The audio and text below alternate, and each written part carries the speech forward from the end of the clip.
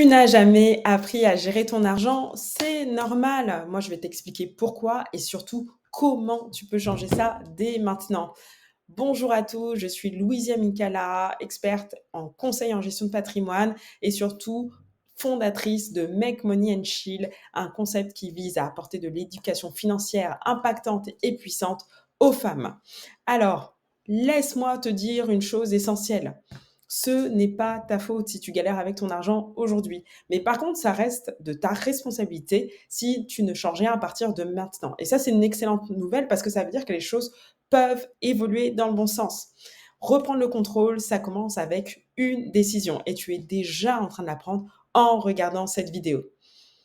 Déjà, je veux que tu t'enlèves cette culpabilité. On va briser la honte aujourd'hui, d'accord? Je veux vraiment que tu arrêtes de penser que tu es nul, c'est que tu n'y arrives pas. En fait, tu t'es juste pas formé à l'éducation financière et sache que tu n'es pas seule. J'ai fait partie de ces femmes-là également. Et il y en a beaucoup plus qu'on ne le croit en France. Sache que 70% des femmes en France se disent pas à l'aise pour parler d'argent, même avec leurs proches. À l'école, on t'apprend à réciter les rois de France, les guerres mondiales. Bon, les théorèmes, je t'en parle même pas, mais jamais on t'apprend à gérer un compte bancaire. Et en entreprise, c'est pareil. Voilà, tu arrives avec toute ta volonté, et puis arrive la fin de l'année, tu te dis, bon, je vais peut-être négocier mon salaire ou pas, ou pas. Et ça, c'est bien le problème, puisque moins d'une femme sur trois ose négocier son salaire. Et ça, c'est dramatique. Résultat des courses, tu avances avec des croyances comme je ne suis pas faite pour ça, je ne suis pas faite pour les chiffres, je n'y comprends rien, c'est trop tard pour moi. Mais moi, je te dis que non, c'est complètement faux. Et surtout, comme je l'ai déjà dit, c'est réversible. Alors, pourquoi tu ne sais pas gérer ton argent? Pourquoi tu ne sais pas gérer ton argent? Il y a 3 raisons à ça.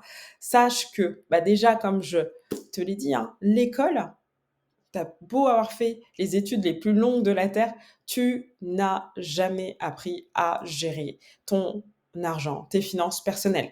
Donc, tu n'as pas eu de cours sur comprendre un relevé bancaire, savoir lire une fiche de paie, comprendre un taux d'intérêt. Toi, tu vas signer ton prêt immobilier, ton crédit immobilier en disant super, déjà je l'ai et tu vas pas chercher plus loin. Mais il y a peut-être des choses que tu aurais pu faire, comme le négocier. Même la négociation, c'est quelque chose. Négociation des intérêts des entreprises, on te l'apprend maintenant. Négocier ton salaire à proprement parler et tes intérêts face à un interlocuteur de type bancaire, on ne te l'apprend pas forcément. On ne te l'apprend même pas du tout. Et comment budgétiser ton salaire, ou tes revenus en tout cas. Dès que tu as de l'argent qui rentre, qu'est-ce que tu peux en faire? Ça non plus, on ne te l'apprend pas. Aujourd'hui, il faut savoir que la gestion budgétaire fait franchement défaut dans l'éducation financière des Français. Et c'est ce qui fait qu'aujourd'hui, un Français sur deux ne sait pas ne connaît pas son reste à vivre à la fin du mois. Donc, ne sait pas ce qui lui reste en termes d'argent à la fin du mois. D'accord? Donc, la première raison, c'est tout simplement que c'est pas du tout dans l'éducation scolaire, tout simplement.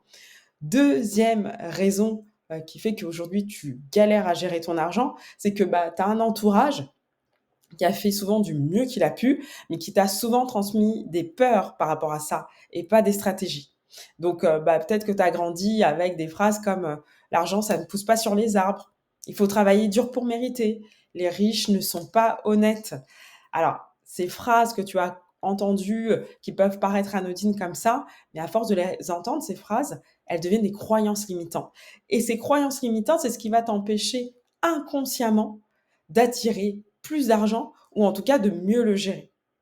Donc, après ça, après l'école, ton entourage, qu'il soit familial, amical, les collègues ou autres, sache que tu es entouré par la société d'injonctions contradictoires. On te pousse à consommer, alors que ce soit sur les réseaux sociaux, dans la rue, à la télé ou autre, même au cinéma, on te pousse à consommer. Et puis toi, tu te dis, j'ai travaillé, je travaille dur, je mérite bien un petit, un petit une petite récompense. Donc, tu estimes que tu le mérites, donc tu vas y aller, tu vas consommer.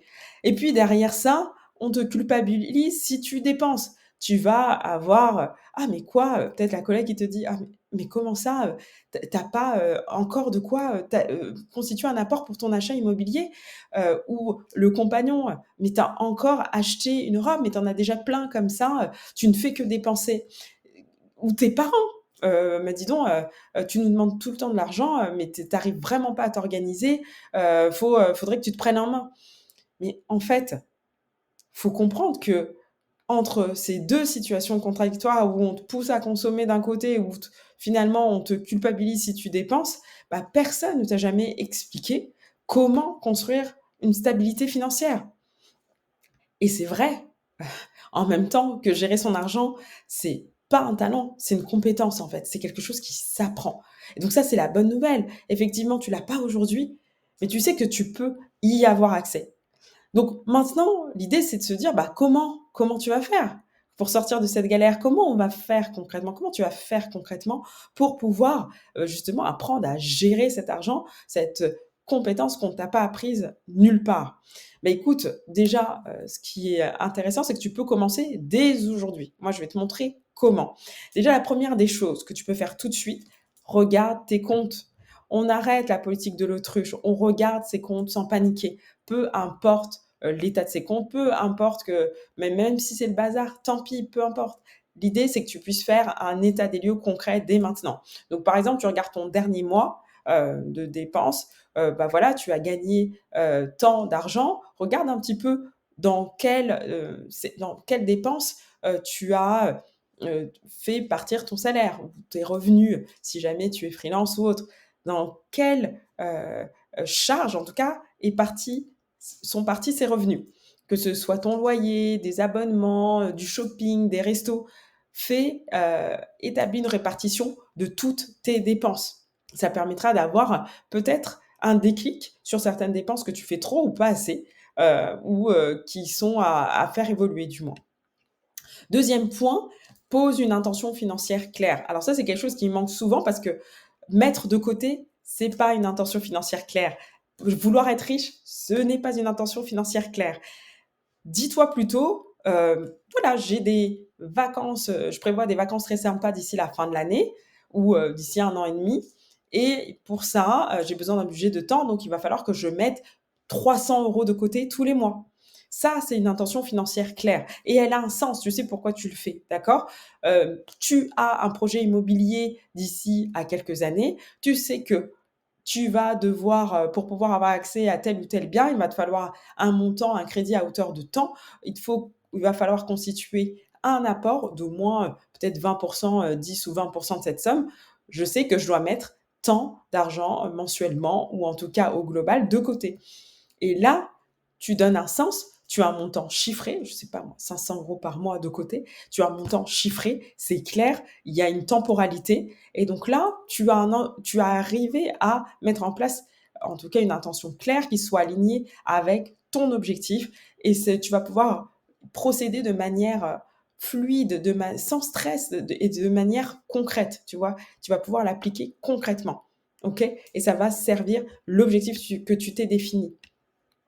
Troisième point, la troisième étape, c'est, bah, cherche du soutien, que ce soit dans ton entourage, si tu as, l'entourage adéquat pour ça. Mais moi, je le dis toujours, en fait, tu n'as pas à faire tout ça toute seule. L'éducation financière, pour moi, c'est pas quelque chose qui doit être, le privilège de certains. C'est vraiment un droit et c'est vraiment ce que je veux t'apporter avec ce parcours transformationnel en 5 vidéos. Donc ça, c'est la première vidéo de cette série de 5 vidéos qui vont te permettre, en tout cas, de remettre au clair tes finances.